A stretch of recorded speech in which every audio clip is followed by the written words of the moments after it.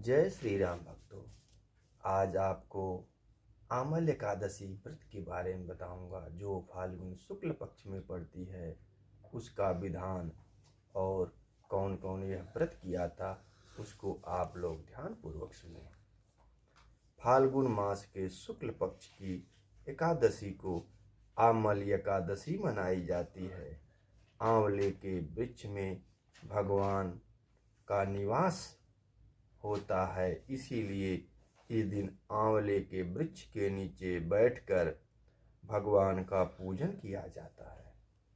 आमल एकादशी को आंवल एकादशी भी कहते हैं।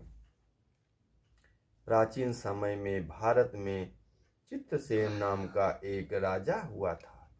उसके राज्य में एकादशी व्रत का प्रचलन था। प्रजा एवं राजा एकादशी का व्रत रखते थे। एक दिन राजा चित्रसेन शिकार खेलते खेलते वन में बहुत दूर निकल गया।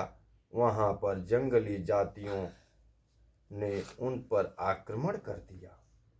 उनके अस्त्र शस्त्रों का उन पर कोई प्रभाव नहीं पड़ा। यह देखकर जंगली चकित रह गए। देखते देखते जंगली जाति के आदिवासियों की संख्या बढ़ गई तो उनके आक्रमण से राजा चित्रसेन संज्ञाहीन होकर भूमि पर गिर पड़े।